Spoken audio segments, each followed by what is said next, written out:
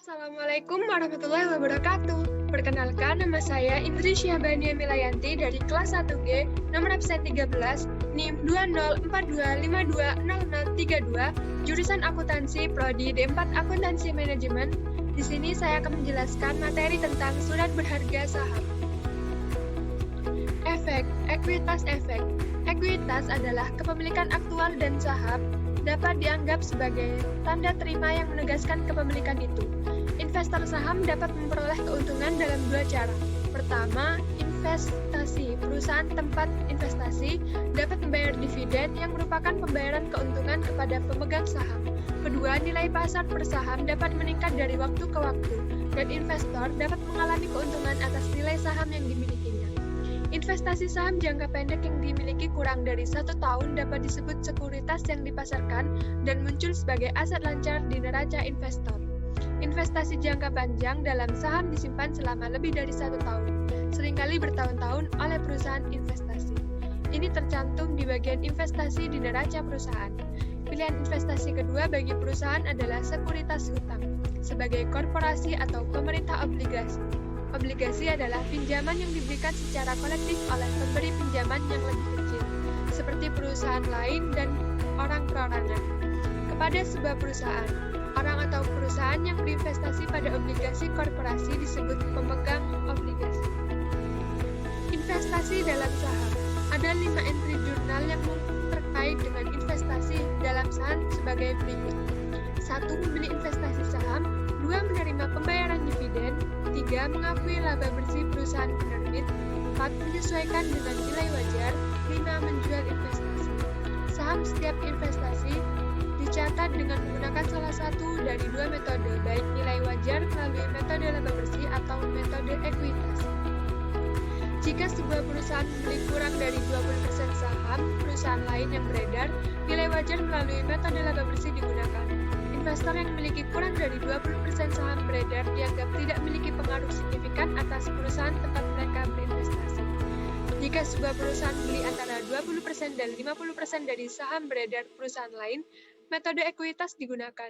Investor yang memiliki antara 20% dan 50% dari saham beredar dianggap memiliki pengaruh signifikan terhadap perusahaan tempat mereka berinvestasi. Pembelian lebih dari 50% saham beredar perusahaan lain dianggap sebagai konsolidasi dan tidak akan dibahas. 2 versi dari 5 entry jurnal yang terkait dengan investasi di saham diilustrasikan secara berdampingan dalam entry jurnal berikutnya. Transaksi di sebelah kiri menggambarkan nilai wajar melalui metode laba bersih di mana investor memiliki 10% kurang dari 20% saham yang beredar. Yang di sebelah kanan menunjukkan metode ekuitas di mana investor memiliki 25% lebih dari 20% dari saham yang beredar. 1. Membeli investasi saham. Tidak ada perbedaan antara nilai wajar melalui laba bersih dan ekuitas metode saat stok dibeli. Akun yang digunakan dalam entry jurnal identik di kedua metode. 2. Menerima pembayaran dividen. Salah satu perbedaan antara nilai wajar melalui metode laba bersih dan ekuitas terlihat ketika perusahaan penerbit membayar dividen tunai. Nilai wajar melalui laba bersih metode di bawah ini. Nilai wajar melalui laba bersih metode, investor hanya melaporkan penerimaan dividen sebagai pendapatan. Itu pendapatan dividen akun dikreditkan. Kemudian ada metode ekuitas. Berdasarkan metode ekuitas, penerimaan dividen dilaporkan sebagai pengurang akun investasi. Persentase kepemilikan signifikan perusahaan investasi menghasilkan transaksi yang serupa dengan perusahaan yang membayar sendiri. Ketiga, mengakui penghasilan bersih dari perusahaan yang berlaku. Perbedaan lain antara nilai wajar melalui metode laba bersih dan ekuitas terlihat ketika perusahaan penerbit melaporkan laba bersih. Nilai wajar melalui metode laba bersih. Tidak terdapat entry jurnal dengan metode nilai wajar melalui laba bersih, di mana persentase kepemilikan investor dianggap tidak cukup signifikan untuk ikut serta dalam pendapatan perusahaan penerbit. Kemudian untuk metode ekuitas, di bawah metode ekuitas, perusahaan investasi memiliki persentase yang signifikan dari saham perusahaan penerbit sehingga benar-benar mengambil kepemilikan dari persentase laba bersih perusahaan penerbit dan melaporkannya sebagai dividen. Dalam hal ini, perusahaan Anda memiliki 25% dari saham beredar ABC Corporation sehingga mengakui 25% dari pendapatan bersih perusahaan emisi. $100.000 dikali 25% sama dengan $25.000. Ini menghasilkan peningkatan nilai akun investasi. 4. Sesuaikan dengan nilai. Nilai wajar melalui metode laba bersih. Perbedaan ketiga antara kedua metode tersebut adalah nilai tercatat investasi di bawah nilai wajar melalui metode laba bersih harus disesuaikan dengan nilai wajar pada setiap akhir periode akuntansi.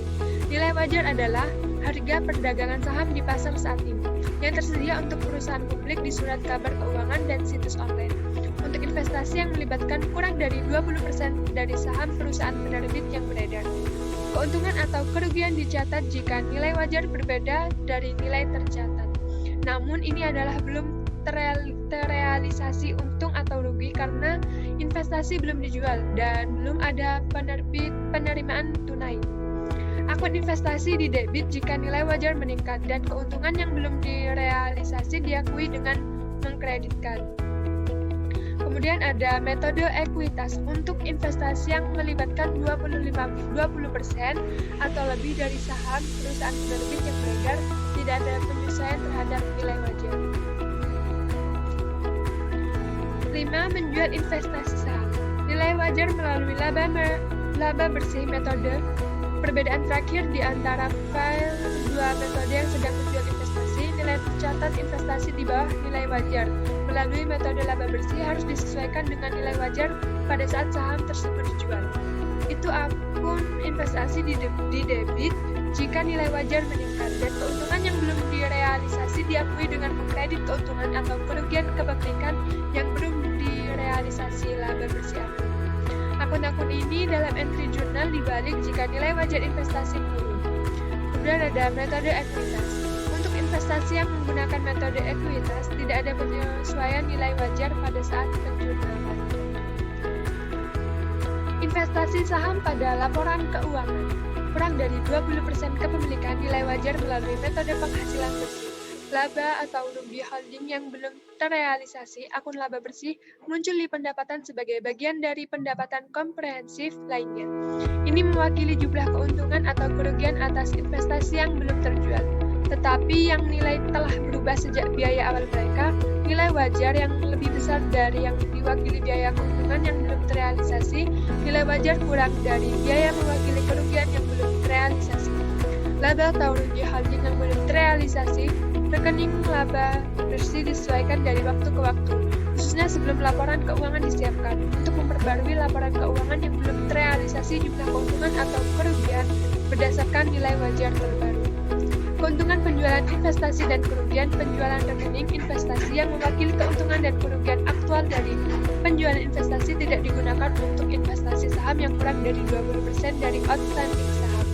Ini karena akun laba rugi holding yang belum terrealisasi, laba bersih diperbarui tepat sebelum penjualan untuk membawa akun investasi ke nilai wajar, yang merupakan jumlah uang tunai yang diterima dari penjualan.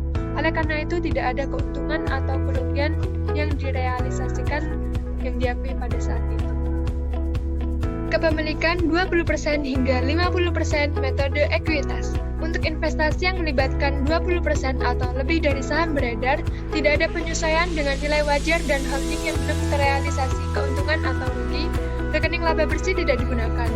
Keuntungan penjualan investasi dan atau kerugian penjualan rekening investasi muncul pada laporan pendapatan sebagai pendapatan lain. Ini mewakili keuntungan yang direalisasikan atau kerugian yang diakibatkan oleh penjualan investasi saham dengan metode ekuitas. Tabel berikut ini mencakup laporan keuangan dengan akun tertentu untuk perusahaan yang memegang